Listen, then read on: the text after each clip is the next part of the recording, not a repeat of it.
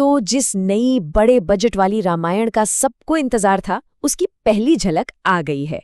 चलिए जरा इसे डिकोड करते हैं, देखते हैं कि इसमें क्या वादे किए गए हैं और क्या-क्या परेशानियां नजर आ रही हैं। अच्छा, सबसे पहले तो बात करते हैं इसकी स्केल की। ये कोई ऐसी वैसी फिल्म नहीं है, ये एक बहुत बड़ा, मतलब 2 पार्ट में बनने वाला प्रोजेक्ट है। और इसका बजट सुनने में आ रहा है कि पूरा 4000 करोड़ रुपए। और बस यहीं से पूरा मामला दिलचस्प हो जाता है।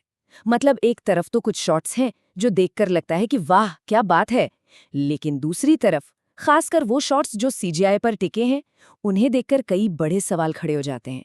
आखिर ऐसा क्यों? तो ठीक है, शुरू करते हैं। सबसे पहले ना अच्छी चीजों की बात करते हैं। वो क्या है जो इस टीजर में वाकई कमाल का लगा? तो देखो, रिव्यू में साफ कहा गया है कि आर्ट डायरेक्शन से लेकर कास्टिंग तक कुछ चीजें ऐसी हैं जहां मेकर्स ने सच में दिल जीत लिया। जैसे कि इसके भव्य सेट्स, किरदारों का लुक और वो प्रैक्टिकल इफेक्ट्स जो बिल्कुल असली लगते हैं। शुरुआत करते हैं आर्ट डायरेक्शन से। मतलब कॉस्ट्यूम्स, ज्वेलरी, बड़े बड़े सेट्स, ये सब मिलकर वाकई एक विजुअल ट्रीट जैसा है। और रिव्यू में भी यही कहा गया है कि इसे देखकर लगता है कि मेकर्स का जो इरादा है, जो इंटेंट है, वो बिल्कुल सही है। और फिर आते हैं रणबीर कपूर की कास्टिंग पर। रिव्यू के हिसाब से रणबीर श्री राम के रोल में एकदम फिट बैठ रहे हैं। उनके चेहरे पर वो शांति, वो सौम्यता है जिसके बारे में हम सब ने हमेशा पढ़ा है। पर साथ ही एक शॉट है जिसमें वो एक राक्षस से लड़ रहे हैं और वहां उनके चेहरे पर एक योद्धा वाला एफर्ट भी साफ दिखता है। और हाँ, एक शॉट तो ऐसा है जो दिखाता है कि प्रैक्टिकल इफेक्ट्स का जादू क्या होता है।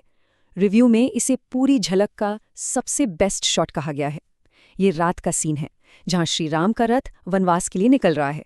इसकी लाइटिंग, इसकी फ्रेमिंग, सब कुछ कमाल का है। और सबसे बड़ी बात, इसमें कोई सीजीआई नहीं है। लेकिन कहानी का एक दूसरा पहलू भी है ना? अब बात करते हैं उन बड़ी बड़ी कमियों की जो इस टीजर में साफ साफ नजर आती हैं।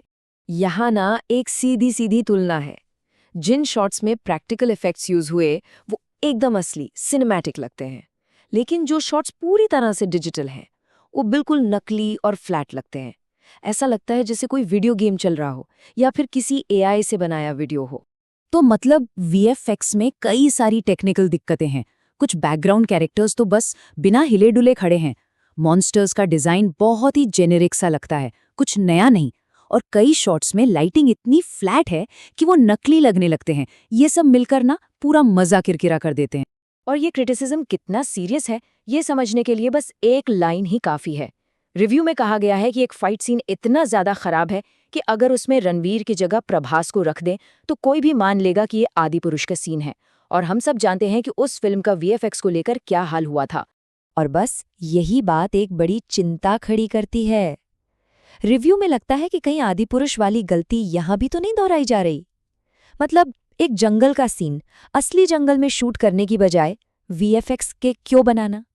नतीजा ये हुआ कि वो सीन पूरी तरह से बनावटी लग रहा है। तो इन दोनों साइड्स को देखने के बाद हम एक बहुत बड़े सवाल पर आकर रुकते हैं। हाँ, ये बात तो है कि फिल्म अभी पूरी नहीं हुई है, रिलीज होने में अभी भी 6-7 महीने बाकी हैं और वीएफएक्स पर बहुत सारा काम होना है। तो जाहिर है चीजें बेहतर हो सकती हैं, इसकी पूरी उम्मीद है। लेकिन यहीं पर एक बहुत ज़रूरी सवाल उठता है। भाई, जब फिल्म इतनी बड़ी है, दांव पर इतना कुछ लगा है, तो फिर टीजर में ऐसा अधूरा कच्चा काम क्यों दिखाया गया? मतलब कम से कम जो शॉट्स टीजर में डालने थे उन्हें तो परफेक्ट किया जा सकता था ना। और यही बात इस कंफ्यूजन को और बढ़ा देती है। देखो, जब कोई 4000 करोड़ के बजट की बात सुनता है तो वो उम्मीद करता है कि वो पैसा स्क्रीन पर दिखेगा भी। लेकिन अभी इस झलक को देखकर तो वैसी फील नहीं आ रही है।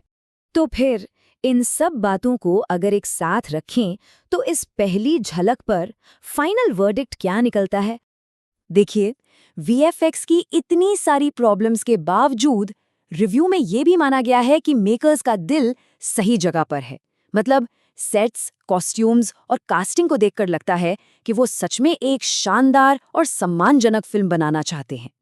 लेकिन आखिर में जो बात कही गई है वो काफी सख्त और एकदम साफ है कि एक रामायण फिल्म, उसे परफेक्ट होना ही पड़ेगा।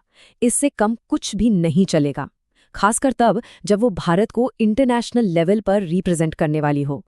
और इस रिव्यू के मुताबिक ये झलक अभी परफेक्शन के आसपास भी नहीं भटकती। तो आखिर में ये हमें एक बड़े सवाल के साथ छोड़ जाता है। क्या मेकर्स आने वाले वक्त में इन सारी कमियों को ठीक कर पाएंगे?